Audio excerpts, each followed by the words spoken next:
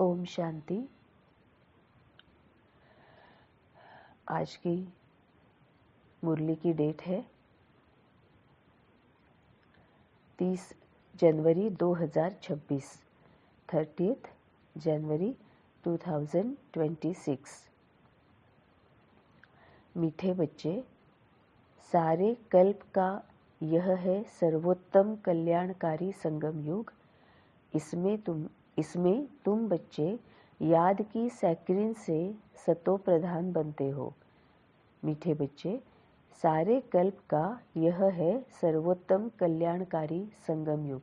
ये पूरा कल्प जो है, बाबा जैसे ही आया, बाबा ने हमें पूरा ज्ञान दिया।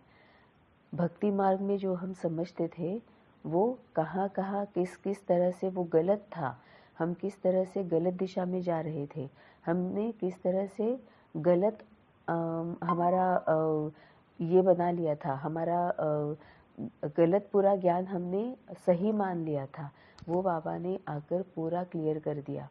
और अब बाबा ने हमें आकर बताया कि ये जो पूरा कल्प है वो लाखों सालों का नहीं है, वो सिर्फ 5000 साल का है। इसमें 4 युग होते हैं। 4 युग के बाद एक कल्प खत्म होता है और दूसरा कल्प शुरू होता है ना। और इन 4 युग जो मेन युग जो है, सतयुग, त्रेता युग, द्वापर युग और कलयुग। और इसमें बाद में आता है संगम युग, जहाँ पर सभी तरह की आत्माएं होती है। कुछ होती है जो घोर कलयुगी होती है, कुछ होती है वो सतयुगी होती है, सतयुग की तरफ जाने वाली होती है, कुछ होती है वो संगम युगी होती है। संगम युग मतलब कलयुगी भी है और सतयुगी भी है। जैसे अभी हम आत्माएं हैं जिन्होंने बाबा को पहचाना, जिन्होंने बाबा के ज्ञान को पहचाना, समझ लिया, वो संगम युगी आत्माएं हैं। क्यों? क्योंकि अभी भी उनमें कलयुगी धारणाएं हैं, असुरी धारणाएं हैं, और अब वो सतयुगी धारणाओं की तरफ जा रहे हैं। उनमें विकार है और अब वो दैवी संस्कारों को धारण कर रहे हैं। उनको ज्ञान की पूरी क्लैरिटी है कि क्या सही क्या गलत है ना, इसका पूरा उन्हें ज्ञान है। तो हमें बाबा बोलता है कि ये सर्वोत्तम कल्याणकारी संगम युग है। क्यों? क्योंकि एक बार जब हमें पता चल जाता है कि कौन सी बात हमारे लिए बहुत ज़्यादा खतरनाक है, कौन सी ऐसी बातें हैं जिससे हमें दुख, दर्द, कष्ट जो अभी तक हम झेलते आए हैं वो हमें मिलता है, तो हम उसको यूज़ करना, हम उसकी तरफ जाना बंद कर देते हैं, तो हमारा कल्याण शुरू हो जाता है ना। क्योंकि बाबा हमें पूरी ज्ञान की क्लैरिटी दे देता है। अब हम संगम युगी ब्राह्मणों को, अभी जिन्होंने बाबा को पहचाना है, उनके लिए एक भी बात ऐसी नहीं है जो हम जानते नहीं है। कोई भी ज्ञान ऐसा नहीं है जो हम जानते नहीं है। हाँ, बाबा जैसे बोलता है वैसे ये बात अलग है कि कोई कोई के बुद्धि तक ज्ञान है, कोई कोई के धारणाओं में ज्ञान आया हुआ है, मतलब आत्मा ज्ञान स्वरूप बन चुकी है ना। किसी किसी का बुद्धि तक है, किसी किसी का आत्मा तक आ चुका है।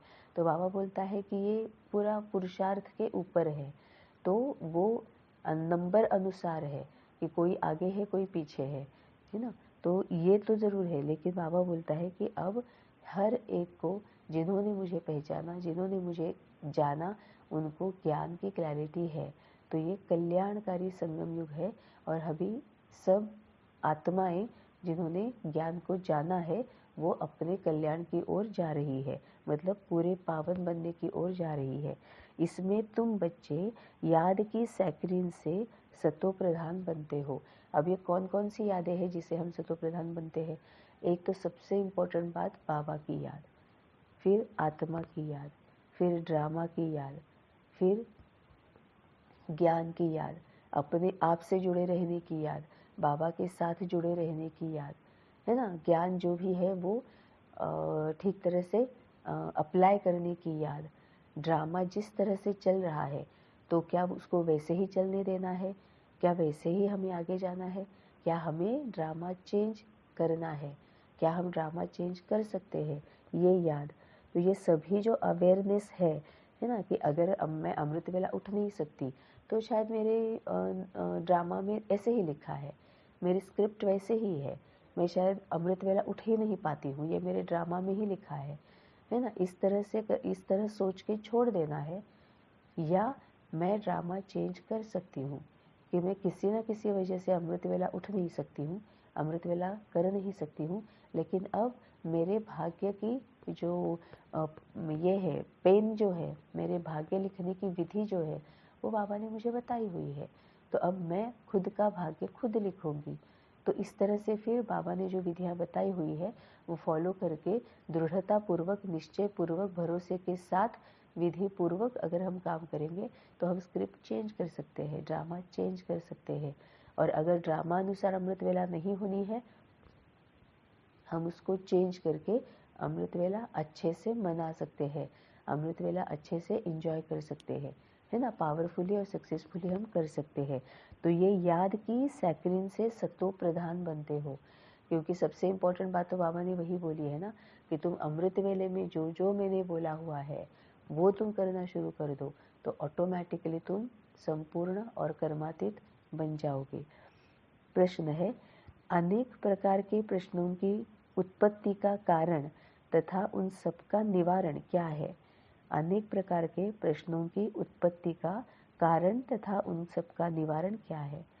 उत्तर है, जब देह अभिमान में आते हो तो संशय पैदा होता है, और संशय उठने से ही अनेक प्रश्नों की उत्पत्ति हो जाती है। बाबा कहते, मैंने तुम बच्चों को जो धंधा दिया है, पतित से पावन बनो और बनाओ, इस धंधे में रहने से सब प्रश्न खत्म हो जाएंगे। अनेक प्रकार के प्रश्नों की उत्पत्ति का कारण तथा उन सबका निवारण क्या है? उत्तर है, जब देह अभिमान में आते हो तो संशय पैदा होता है, और संशय उठने से ही अनेक प्रश्नों की उत्पत्ति हो जाती है ना। जैसे ही हम देह भान में आते हैं, ये मेरा देह है ना, अगर देह कुछ बता रहा है, कहीं पे कुछ दुख रहा है ना, कहीं पे कुछ ठीक स्ट्रेंथ नहीं लग रही है, वीकनेस लग रही है, मजबूरी लग रही है, इमीडिएटली संशय आना शुरू हो जाता है। संशय मतलब क्या है? भय, डर, घबराहट, है ना, ये होना शुरू हो जाता है कि हाय ये क्यों हो रहा है, ऐसे क्यों हो रहा है, ये मेरे साथ ही क्यों हो रहा है, ये खत्म होगा कि नहीं होगा, है ना, ये मुझे मतलब अभी क्या क्या करना पड़ेगा, ये सभी संशय, डर, घबराहट, ये सब कुछ आ जाता है। और बाबा बोलता है इसकी वजह से ही अनेक प्रश्नों की उत्पत्ति हो जाती है। क्या, क्यों, कैसे, कब, कहाँ, ये प्रश्नों की क्यों जो है वो इस वजह से लग जाती है क्योंकि हम देहभान में है। अब देहभान में है मतलब क्या है? देहभान में है इसका मतलब ज्ञान की क्लैरिटी नहीं है, या फिर ज्ञान की क्लैरिटी है भी तो भी हम यूज़ नहीं कर रहे हैं। अगर शरीर में कहीं पर दर्द है, शरीर में कहीं पर कुछ तकलीफ़ है, हमारे देह में कुछ तकलीफ़ है, तो ज्ञान की क्लैरिटी अगर है तो संशय पैदा नहीं होगा। संशय नहीं पैदा होगा तो ना डर, ना भय, ना घबराहट, और ना फिर कोई भी प्रश्न उत्पन्न होगा, है ना। अगर कहीं पर देह में दर्द है, कमजोरी है, तकलीफ है, तो ज्ञान की क्लैरिटी क्या होनी चाहिए कि देह के साथ का कोई कार्मिक अकाउंट है जो अभी ऊपर उठा है, जो अभी मेरे सामने आया हुआ है ना। तो इसके लिए मुझे क्या करना चाहिए? कुछ भी हो सकता है वो, है ना, बुखार से लेकर, कोल्ड से लेकर, कोई बहुत बड़ा डिसीज़ हो सकता है ना, कोई अंदरूनी कोई तकलीफ़ हो सकती है, तो कुछ ना कुछ तो कार्मिक अकाउंट है। देह से, देह के साथ है, या देह के संबंधित और जो आत्माएं हैं, किसी ना किसी के साथ तो ये कार्मिक अकाउंट है ना। कि अगर मुझे बहुत ज़्यादा माइग्रेन की तकलीफ़ है, तो माइग्रेन की तकलीफ़ का कुछ ना कुछ तो कारण है। मैं अगर मुझे बहुत दर्द है, माइग्रेन होता है ना, मैं पूरा सब कुछ अगर खाना क्या है, पीना क्या है, ये भी कर रही हूँ, लेकिन जो असली जो कारण है वो अगर मैं जानती नहीं हूँ, अगर मुझे वो ज्ञान नहीं है कि किसी ना किसी को मैंने ये तकलीफ़ दी हुई है, कुछ ना कुछ मैंने ऐसा किया हुआ है जिसकी वजह से ये माइग्रेन के परिणाम स्वरूप मेरे सामने कर्मों का परिणाम आया हुआ है ना। ये अगर मैं जानती हूँ तो अकॉर्डिंगली अगर मैं वो विधियाँ करती हूँ, है ना। अगर माइग्रेन है तो मतलब बहुत ज़्यादा सर दर्द है, तो वो क्यों है? एक तो ये है कि शायद मैं कुछ गलत खा पी रही हूँ, है ना, मुझे पता है, मैं शायद ध्यान नहीं दे रही हूँ कि मेरे लिए क्या सही है क्या गलत है, वो भी अगर मैं कर रही हूँ तो शायद कोई और कार्मिक अकाउंट होगा, क्योंकि कार्मिक अकाउंट तो कई प्रकार के हम करके आए हैं, direct, indirect, personal, collective, physical, emotional, psychological, mental, intellectual, spiritual, financial, कई प्रकार के कार्मिक अकाउंट्स हम करके आए हैं। तो इसमें से कोई ना कोई कार्मिक अकाउंट होगा, तभी मुझे माइग्रेन की परेशानी हो रही है ना। तो अगर मैं ज्ञान यूज़ करती हूँ और अगर मैं बाबा की विधि को अच्छी तरह से जान लेती हूँ कि किसी ना किसी को इस तरह से मैंने सर दर्द दिया हुआ है, किसी ना किसी को इस तकलीफ़ से जाने के लिए मैं निमित्त बनी हुई हूँ। अब वो कौन है मुझे पता नहीं है, लेकिन किसी ना किसी को मैंने ये तकलीफ़ दी हुई है। या तो मैं अनअवेयर हूँ, या तो मैं अवेयर नहीं हूँ और शरीर का ख्याल नहीं रख रही हूँ, जो मुझे नहीं चाहिए वो खा रही हूँ, पी रही हूँ, डिसिप्लिन नहीं है, कभी भी उठ रही हूँ, कभी भी सो रही हूँ, आराम नहीं दे रही हूँ, एक्सरसाइज की तरफ ध्यान नहीं है, डाइट की तरफ ध्यान नहीं है, ये है। या फिर मैंने किसी और को इस तरह से तकलीफ़ दी है जो अभी माइग्रेन के स्वरूप में, माइग्रेन के रूप में मेरे सामने आ चुकी है ना। तो मुझे बाबा की विधियाँ फॉलो करनी है ना। जैसे बाबा ने बोला है, पूरी तरह से अपने आप को साक्षी दृष्टा होकर देखना है। हम अगर उस बंधन में अपने आप को बांध लेंगे, हाय दुख रहा है, दुख रहा है, दुख रहा है, क्या होगा, कैसे होगा, कब होगा, मेरे लिए, मेरे साथ ही क्यों हो रहा है, बंधन में अगर बांध देंगे तो हम संबंध में नहीं रहेंगे, देह के बंधन में बंध जाएंगे, कार्मिक अकाउंट में बंध जाएंगे, प्रश्नों की उत्पत्ति और तकलीफ कम भी नहीं होगी। वो ऐसे ही उसी लूप में हम घूमते रहेंगे, बंधन के चक्र में ही हम घूमते रहेंगे।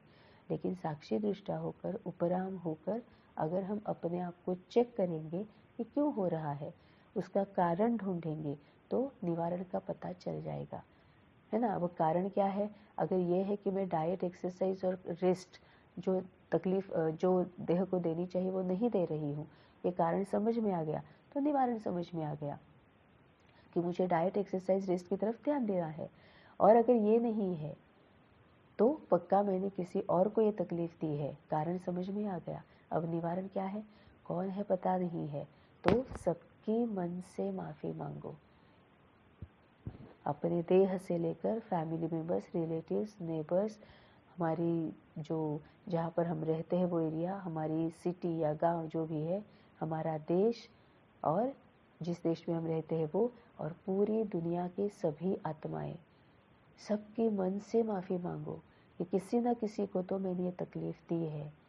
अब मुझे समझ में आ गया है कि वो तकलीफ़ क्या होती है, क्या भुगतना पड़ता है, क्या सहना पड़ता है ना। तो मैं मन से माफ़ी मांगती हूँ और किसी भी आत्मा के लिए मेरे मन में कोई भी कंप्लेंट नहीं है, मैंने सबको माफ़ कर दिया है। ये बाबा बोलता है कि ये जब तुम याद में रहते हो, अवेयर रहते हो, ज्ञान यूज़ करते हो, तो संशय पैदा नहीं होता है। उपराम रहकर देखते हो, साक्षी दृष्टा होकर रहकर देखते हो, तो संशय नहीं होता है, घबराहट नहीं होती है, डर नहीं होता है ना। तो ये कमज़ोरी से छूट जाते हो और फिर प्रश्नों की उत्पत्ति नहीं होती है। बाबा कहते, मैंने तुम बच्चों को जो धंधा दिया है, पतित से पावन बनो और बनाओ। हम पतित है, इसका मतलब क्या है, देह की कोई तकलीफ है तो हम निगेटिव ही सोचते हैं, वेस्ट ही सोचते हैं, हम रूट कॉज फाइंड आउट नहीं करते हैं, ज्ञान को यूज़ नहीं करते हैं। बाबा के साथ इतने सालों से रहते हुए भी बाबा को नहीं पूछते हैं, बाबा को नहीं सुनते हैं, अगर सुना तो बाबा को मानते नहीं है ना, और इस वजह से उसको फॉलो नहीं करते हैं। तभी बाबा बोलता है कि मैंने तुम्हें एक ही धंधा दिया है कि पतित जो तुम अभी हो, पतित हो मतलब क्या है, मन मत पर चल रहे हो या परमत पर चल रहे हो, श्रीमत को मान ही नहीं रहे हो, श्रीमत को जान ही नहीं रहे हो, तभी तो तुम पतित हो।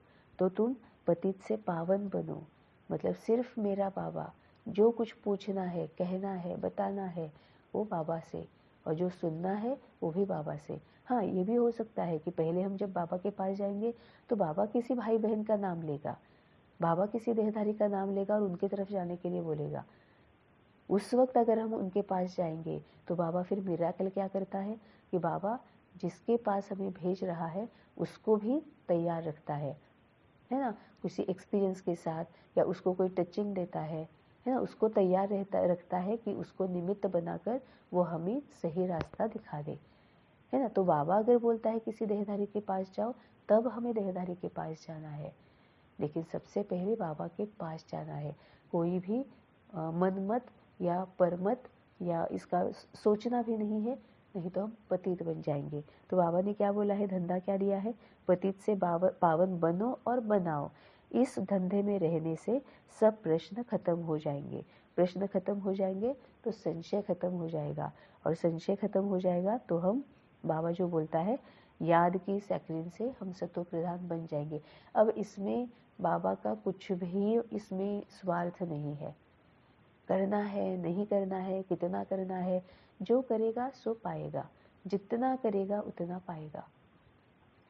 अगर हमें जितना हो सकता है उतना अगर हमें लेना है, अगर हम, जैसे होता है ना कि लौकिक में भी हम क्या करते हैं, अपने भविष्य, जितनी भी हमारी उम्र बची हुई है, जितनी भी आयु बची हुई है, उसके लिए हम कुछ ना कुछ सेव करके रखते हैं ना, इन्वेस्ट करके रखते हैं फिक्स डिपॉजिट में, या फिर सेविंग पैसा जो है, जितना हमारे लिए ज़रूरी है, हमें लगता है उतना हम सेव करके रखते हैं, है ना। समय अनुसार हम अपने मन को भी मारते हैं। समय अनुसार जो बातें हमें चाहिए होती है लेकिन अभी उतनी इम्पोर्टेंट नहीं है, हम उसको लेट गो करते हैं, हम उसको छोड़ देते हैं। जो ज़रूरी है उतना ही कर देते हैं। क्यों? क्योंकि हम ज़्यादा का स्पेंड नहीं करते हैं, हम बचाते हैं, हम सेव करते हैं। वैसे ही अभी अगर हमें अवेयरनेस है कि ये अभी नहीं हुआ तो कभी नहीं होगा, this is the last second कि मैं कुछ पुरुषार्थ कर सकती हूँ। अगले सेकेंड मुझे पता नहीं है कि मैं इस देह में रहूँगी या नहीं रहूँगी। मैं अगर अभी भी उसी में अटकी हुई हूँ कि मुझे ये कष्ट है, मुझे ये दुख है, ये काम ही नहीं कर रहा है, ये ठीक से चल ही नहीं रहा है, मैं अगर अपने में ही दुखों में, कष्टों में, परेशानी में, तकलीफ़ों में अगर मैं घिरी हुई हूँ, बंधनों में अटकी हुई हूँ, मेरे ही तकलीफ़ों में व्यस्त हूँ, तो मैं खुद को भी बाहर नहीं निकाल पाऊँगी। समय रहते किसी और की सेवा तो छोड़ ही दो, है ना। मैं उसमें से ही बाहर नहीं निकलूँगी, अपने बंधनों से ही बाहर नहीं निकलूँगी। तो मैं ना तो जीवन मुक्त खुद बन सकती हूँ, ना मैं खुद पतित पावन बन सकती हूँ, ना औरों को बना सकती हूँ। तो ये है किसके लिए? सब कुछ बाबा बोलता है वो हमारे लिए है। बाबा सिर्फ एक ही ऐसा है जिसके आगे हमें डरने की, चिंता करने की, परेशान होने की ज़रूरत नहीं है। ये चिंता, डर, परेशानी हमारी क्रिएशन है। उसके ऊपर हमें अपना कंट्रोल ही रखना पड़ेगा, और हमें ही रखना पड़ेगा। कोई भी और आके उसके ऊपर कंट्रोल नहीं रख पाएगा, बाबा भी नहीं रख पाएगा। अगर मैं डर क्रिएट कर रही हूँ तो बाबा भी इसमें खुद कुछ नहीं कर पाएगा। हाँ, अगर मैं बाबा के पास जाऊँगी, मेरा डर बताऊँगी, बाबा का सुनूँगी, उसको अप्लाई करूँगी, तो बाबा वैसे मुझे हेल्प कर ही रहा है, वो वहाँ पर है ही, उसके लिए ही वो है। लेकिन अगर मैं बाबा को पूछ नहीं रही हूँ, अगर मैं डर क्रिएट ही कर रही हूँ, तो बाबा भी कुछ नहीं कर सकता, क्योंकि उसका रचयिता, डर का रचयिता हम है। हमने वो क्रिएट किया है, हमें ही उसको ख़त्म करना पड़ेगा। एक बाबा के सामने कोई भी डर टिक ही नहीं सकता। तो ये जो कुछ भी बाबा बोलता है वो हमारे ही भले के लिए है। धारणा के लिए मुख्य सार है, पहली पॉइंट, जब तक जीना है ज्ञान अमृत पीते रहना है, अपनी झोली ज्ञान रत्नों से भरनी है, संशय में आकर कोई प्रश्न नहीं उठाने हैं। जब तक जीना है ज्ञान अमृत पीते रहना है। अब ज्ञान अमृत, इसका मतलब क्या है? जो ऐसा ज्ञान है जो हमें जिंदा होने में और जिंदा रहने में हेल्प करेगा, उसको ही पीते रहना है ना। भक्ति मार्ग में तो हमें इतना ज्ञान मिला था, जो भी सामने आता था हमें ज्ञान देता था, है ना। हमारी जैसे जन्म होता था, हमारी माँ से लेकर मरने तक जितनों के सामने हम आते थे, सब कोई हमें ज्ञान देते थे, हम सबका फॉलो करते थे, है ना। तभी तो हम पर मत पे चलते थे, पर प्रभाव में आते थे, है ना। और फिर डाउनफॉल हमारा होते रहता था, हम डाउनफॉल से बचे ही नहीं। तभी बाबा बोलता है कि जब तक जीना है ज्ञान अमृत पीते रहना है। अब ये ज्ञान अमृत पीना है, ये बाबा किसके लिए बोलता है? आत्मा के लिए बोलता है। तो आत्मा को सही ज्ञान कहाँ से मिलेगा? परमात्मा से मिलेगा, है ना। तो सही ज्ञान में ये भी आ जाता है कि अगर बाबा किसी देहधारी के पास भेजेगा तो हमें जाना है उससे ज्ञान लेना है, वो भी अमृत जैसा ही होगा। अब ज्ञान अमृत मतलब जो आत्मा को जिंदा रखेगा।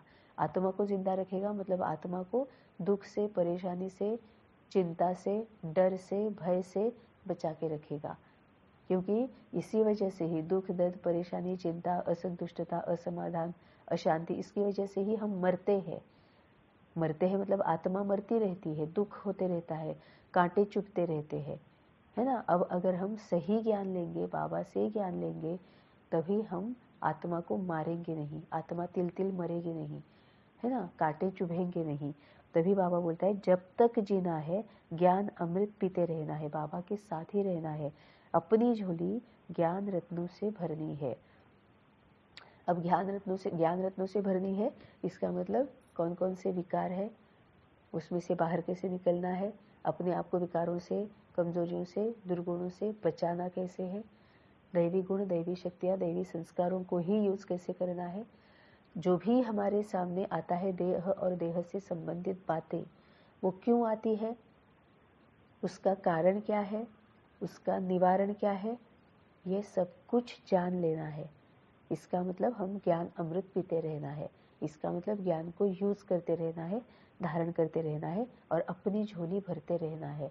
क्योंकि उतना उतना आत्मा में, आत्मा के रंग निखरेंगे, है ना। माणिक जैसा रेड कलर है ना, कितना सारा है।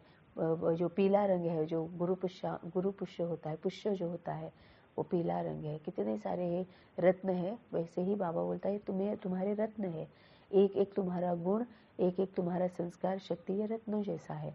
तो अपनी आत्मा को उन कलर्स से भरपूर करना है।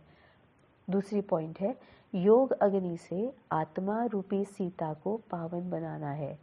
किसी बात के विस्तार में जास्ती न जाकर देही अभिमानी बनने की मेहनत करनी है। शांति धाम और सुख धाम को याद करना है। योग अग्नि से आत्मा रूपी सीता को पावन बनाना है।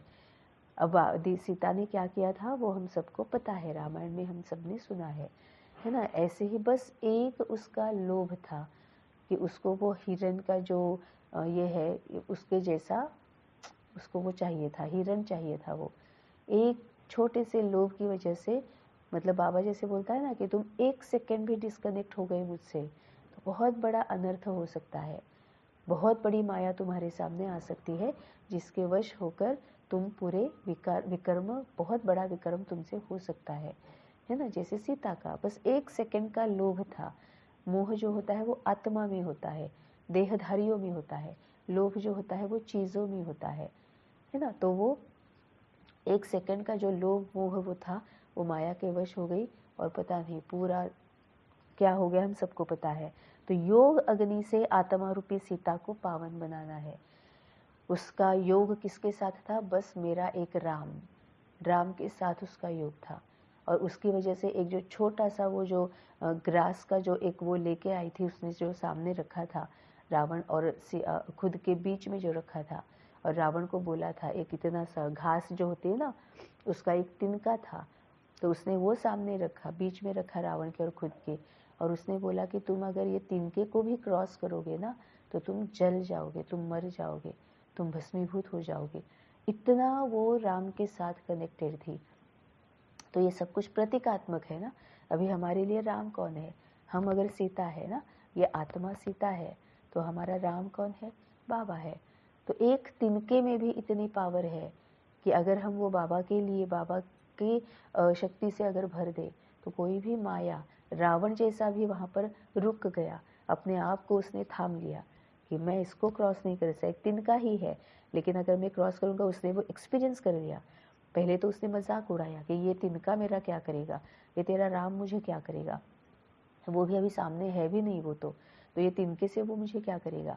तो जैसे ही उसने वो क्रॉस करने की, उसके अंदर आने की कोशिश की, जल गया वो, मतलब उसको बहुत बड़ा झटका लग गया। और फिर उसको समझ में आ गया कि ये राम का जो राम नाम का ये तो जो तिनका भी इसने सामने रखा है ना, वो भी कितना पावरफुल है ना। वही बाबा बोलता है कि तुम्हारे ये जो आत्मा रूपी सीता जो है उसको योग अग्नि से पावन बनाना है, मतलब ही बाबा के साथ कनेक्टेड रहना है।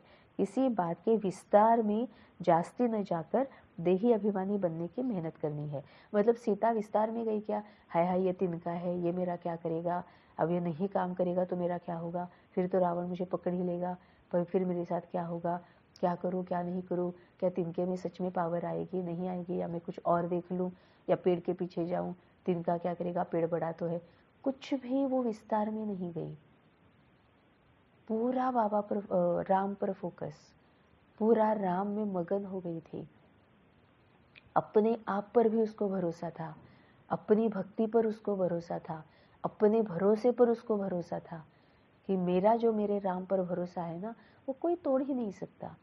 तो उसको अपने भरोसे पर इतना भरोसा था, तभी तो वो राम के ऊपर जो उसका भरोसा था वो काम कर गया। हमारा अपने ही ऊपर भरोसा नहीं होता है कि क्या मैं सही कर रही हूँ गलत कर रही हूँ, क्या बाबा इसमें हेल्प कर सकता है, क्या इसके सामने भी, मतलब छोटी छोटी बातें होती है, अगर बाबा है तो डर किस बात का है, क्या वो भरोसा हमारा बाबा के ऊपर है, चेक करना है।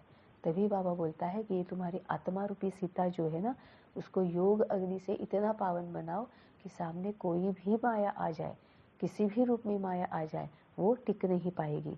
और विस्तार में मत जाओ, बस एक बाबा, देही अभिमानी, देह और देह से संबंधित बातें जो है बाबा के सामने वो टिक ही नहीं पाएगी, है ना। कोई भी आत्मा अगर है, परम पिता परमात्मा के सामने कैसे टिक पाएगी वो, कितनी भी गंदी, मतलब उसकी कितनी भी गंदी सोच हो, कितनी भी वो निगेटिव हो, है ना, कुछ भी वो मेरे लिए गलत सोच रही है, गंदा सोच रही है, मेरा कुछ भी गलत करने के लिए वो पता नहीं अपने खुद के 20 नाखूनों का जोर लगा रही है। लेकिन परमपिता परमात्मा बाबा के सामने वो क्या है, कुछ भी नहीं है। तो ये भरोसा हमारा अपने ऊपर और बाबा के ऊपर होना चाहिए, तभी हम इस आत्मा रूपी सीता को बाबा के योग के साथ पावन बना सकते हैं। तो विस्तार में जास्ती ना जाकर देही अभिमानी बनने की मेहनत करनी है, मतलब उपराम रहना है, साक्षी दृष्टा रहना है, मरजीवा बनना है ना। कि पहले मुझे पता था कि देहधारी मुझे तकलीफ पहुंचा सकते हैं, देहधारी मुझे मेरे शरीर को कोई तकलीफ पहुंचा सकते हैं, मन को तकलीफ पहुंचा सकते हैं। ये मुझे तब तक पता था जब तक बाबा के पास में नहीं आई थी, बाबा को मैंने नहीं जाना था, ज्ञान को नहीं जाना था। जैसे ही ज्ञान को जान लिया तब मुझे पता चला कि कोई भी देहधारी मेरा कोई नुकसान नहीं कर सकता, मुझे कोई तकलीफ नहीं दे सकता, जब तक मैं अपने आप का नुकसान नहीं करती हूँ, मैं अपने आप को तकलीफ नहीं देती हूँ। मुझे अपमानित कब फील होगा, कोई भी देहधारी मेरा अपमान नहीं कर सकता। लेकिन अगर मैं खुद का अपमान क्रिएट करूँगी, अगर मैं फील करूँगी वो अपमान, तो मेरा अपमान हो जाएगा। अदरवाइज कोई भी, क्योंकि और ये हमें पता भी है, बच्चे हमें कुछ भी बोलते रहते हैं, हमारी पेरेंट्स हमें कुछ भी बोलते रहते हैं, हमारे भाई बहन हमारा कितना अपमान करते रहते हैं, हमारा युगल वाइफ है या हस्बैंड है कितना अपमान करते रहती है, हमारी बेस्ट फ्रेंड कितनी बार हमें इग्नोर करती है, जो अभी भी हम अगर बंधन में है, मेरी बेस्ट फ्रेंड बोल रहे हैं तो वो भी हमें कितनी इग्नोर करती है, इंसल्ट करती है, मजाक मजाक में ऐसा कुछ बोल देती है जो हमें अच्छा भी नहीं लगता है। लेकिन क्या हम अपमानित फील करते हैं? नहीं करते हैं। इसका मतलब वो ताकत हम में है कि मैं अपमानित फील करूँ, होंगी ही नहीं। इसमें अपमान क्या है, वो तो मेरा है, वो तो मेरा अपने है ना, उनको तो पूरा हक है। तो वहाँ पर मुझे दुख नहीं होता है, दर्द नहीं होता है, पीड़ा नहीं होती है, मैं क्रोध में नहीं जाती हूँ। इसका मतलब मेरे पास वो पावर है, लेकिन वो मेरी पावर, वो मेरी सहन शक्ति, वो मेरी लेट गो करने की शक्ति, वो मेरी एक्सेप्टेंस करने की शक्ति है ना, ये जो है वो मैंने सब में बंधन में रखा हुआ है, रेस्ट्रिक्टेड रखा हुआ है, मैं और मेरे, इसमें इनके लिए ही रखा हुआ है। कोई बाहर का आके थोड़ा सा यहाँ का वहाँ बोल दे, बस मेरा क्रोध आ जाता है, एक्सेप्टेंस खत्म हो जाती है, टॉलरेंस खत्म हो जाती है, लेट गो खत्म हो जाता है ना। तो ऐसा नहीं है कि हमें पता नहीं है, हमें पता है, हम वो यूज़ भी करें, लेकिन हमने अपने आप को मैं और मेरा, इसमें हमने अपने आप को बांध के रखा हुआ है। मतलब हम कभी कभी पूरे देही अभिमानी होते हैं जब हम अपनों के साथ होते हैं, जो हमने बंधन में बांध के रखा है कि ये मेरा अपना है, उनके साथ हम देही अभिमानी ही रहते हैं। लेकिन वो कोई पराया जो हम समझते हैं, वहाँ पर हम देह अभिमान में आ जाते हैं। तो किसी बात के विस्तार में जास्ती ना जाकर देही अभिमानी बनने की मेहनत करनी है, शांतिधाम और सुखधाम को याद करना है। वरदान है, सदा मनन द्वारा मगन अवस्था के सागर में समाने का अनुभव करने वाले अनुभवी मूर्त भव।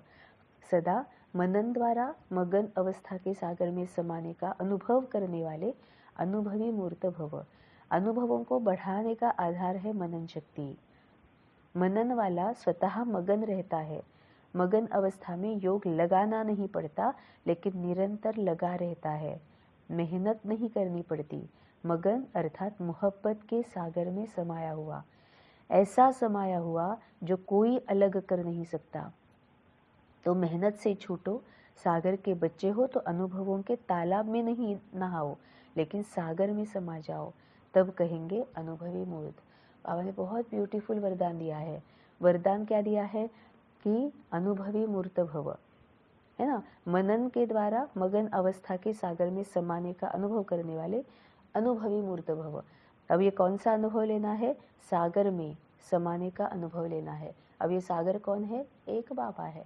तो बाबा के प्यार में, बाबा के शांति में, बाबा के ज्ञान में, बाबा की पवित्रता में, बाबा के सुख में, अतीन्द्रिय सुख में, है ना, ये जो अतीन्द्रिय सुख है उसमें समाये रहने के अनुभवी मूर्त भव।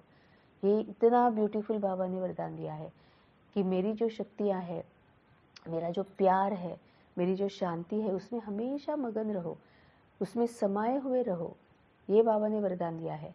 अब ये वरदान को प्रत्यक्ष करने की, इस वरदान को अपने लिए प्राप्त करने की जो विधि है वो बाबा ने बताई हुई है। जो इस विधि को फॉलो करेंगे उनके लिए वो वरदान प्रत्यक्ष होगा। अब बाबा ने विधि क्या बताई है कि अनुभवों को बढ़ाने का आधार है मनन शक्ति। मनन वाला स्वतः मगन रहता है। मगन अवस्था में योग लगाना नहीं पड़ता। हम हमेशा बाबा के साथ बात करते रहते हैं, बाबा के साथ रहते हैं, बाबा को बताते रहते हैं, बाबा के ज्ञान के बारे में किसी और देहधारियों के साथ चर्चा करते रहते हैं। फिर वो चाहे बाबा को जानने वाला हो चाहे ना जानने वाला हो, हम अगर बाबा की जो ज्ञान है उसके बारे में किसी के साथ बात कर रहे हैं, किसी को वो बता रहे हैं, उसके बारे में मनन चिंतन कर रहे हैं, इस सब को योग बोला जाता है। सिर्फ बैठ के जो हम बाबा करके बैठते हैं उसको ही सिर्फ योग बोला नहीं जाता है।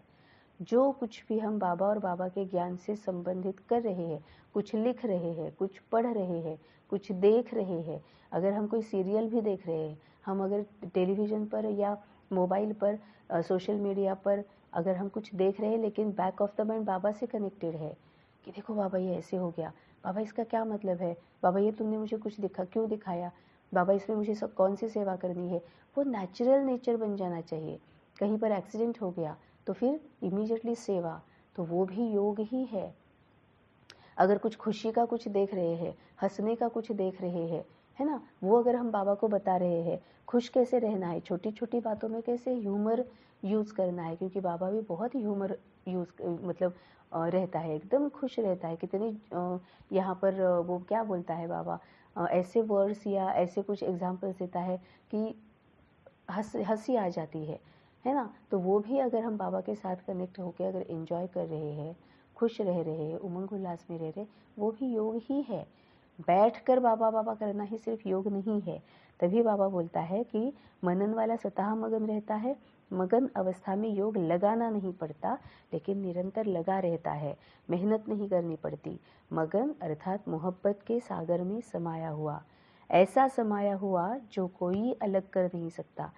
अगर कोई हमें बताएगा कि ये बाबा के साथ क्यों बात करनी है, अगर तुम्हें कोई प्रॉब्लम है बाबा को क्यों बताना है, खुद सोचना है ना, नहीं, कोई हमें अलग नहीं कर सकता। इस तरह से समाया हुआ, मोहब्बत के सागर में समाया हुआ, ऐसा समाया हुआ जो कोई अलग नहीं कर सकता। तो मेहनत से छूटो, सागर के बच्चे हो तो अनुभवों के तालाब में नहीं नहाओ, लेकिन सागर में समा जाओ, तब कहेंगे अनुभवी मूर्त। स्लोगन है, ज्ञान स्वरूप आत्मा वह है जिसका हर संकल्प हर सेकंड समर्थ हो। अब समर्थ मतलब क्या है? एक्चुअली ना हमारे हर संकल्प में पावर होती ही है। जो कुछ भी, क्योंकि संकल्प से सृष्टि रची जाती है। जो कोई हम संकल्प हम कर रहे हैं वही हमारे सामने हमारी किस्मत बनकर आने वाला है। कुछ इमीडिएटली आएगा, कुछ थोड़ा बाद में आएगा। कुछ जन्मों के बाद आएगा, लेकिन जो संकल्प हम कर रहे हैं वही हमारे सामने किस्मत के रूप में, भाग्य के रूप में सामने आ जाता है। तभी तो बाबा संकल्पों पर ध्यान देने के लिए बोलता है कि तुम संकल्प क्या कर रहे हो इसके ऊपर ध्यान दो, क्योंकि वही वहाँ पर ही तुम्हारा भाग्य लिखा है, तुम लिख रहे हो, संकल्पों से ही तो अपना भाग्य लिख रहे हो। तभी बाबा बोलता है कि ज्ञान स्वरूप आत्मा वह है जिसका हर संकल्प हर सेकंड समर्थ हो। तभी तो हमारा भाग्य जो है वो शक्तिशाली बनेगा, समर्थ बनेगा। अगर हम डर रहे हैं, कंफ्यूज्ड है, अपने ही दुखों से बाहर नहीं निकल रहे हैं और दुखों में ही रह रहे हैं, उसका कारण नहीं फाइंड आउट कर रहे हैं, निवारण भी नहीं मिलेगा और सालों साल ऐसे ही चल रहे हैं, तो हमारा भाग्य भी हम वैसे ही बना रहे हैं। अव्यक्त इशारे, यदि कोई भी स्वभाव, संस्कार, व्यक्ति अथवा वैभव का बंधन अपनी तरफ आकर्षित करता है तो बाप के याद की आकर्षण सदैव नहीं रह सकती। कर्मातीत बनना माना सर्व कर्म बंधनों से मुक्त, न्यारे बन प्रकृति द्वारा निमित्त मात्र कर्म कराना, प्रकृति द्वारा निमित्त मात्र कर्म कराना, यह न्यारे बनने का पुरुषार्थ बार बार करते रहो। सहज और स्वतः यह अनुभूति हो कि कराने वाला और करने वाली यह कर्मेंद्रिया है ही अलग। यदि कोई भी स्वभाव, संस्कार, व्यक्ति अथवा वैभव का बंधन, मतलब अगर कोई भी व्यक्ति, अगर कुछ दुख सामने आता है, गुस्सा आता है या फिर बहुत खुश होते हैं, तो चेक करना है कि सबसे पहले मुझे याद किसकी आती है। अगर मैं बहुत दुख में हूँ, बहुत ज़्यादा डरी हुई हूँ, डर लग रहा है, छोटा सा भी डर हो, छोटा सा भी दुख हो और छोटी सी खुशी ही क्यों ना हो, खुशी में, दुख में और डर में सबसे पहले मुझे याद किसकी आती है, वो सेल्फ चेकिंग हमेशा करते रहना है। अगर मुझे किसी देहधारी की याद आ रही है तो मैं उसको अपने आप को उसके बंधन में मैंने बांध के रखा है। अगर मुझे बाबा की याद आ रही है तो मैं सही रास्ते पर हूँ। तो बाप के याद की आकर्षण सदैव नहीं रह सकती। अगर इस तरफ जा रही है, क्योंकि मन है या तो देहभान में रहेगा या देही अभिमानी रहेगा, एक ही टाइम पे दोनों तरफ नहीं रह सकता है ना, बैलेंस रखना है। लेकिन सबसे पहले बाबा। तो अगर हमें ये वाला किसी का स्वभाव या किसी का संस्कार, कोई व्यक्ति या वैभव ये अपनी तरफ आकर्षित कर रहा है तो बाबा से हम डिस्कनेक्टेड है।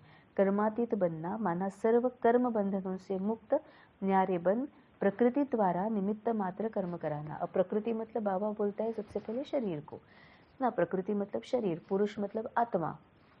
तो ये पुरुष जो है, आत्मा जो है, वो इस शरीर को मतलब इस प्रकृति को चलाती है और अपने कर्म करती है।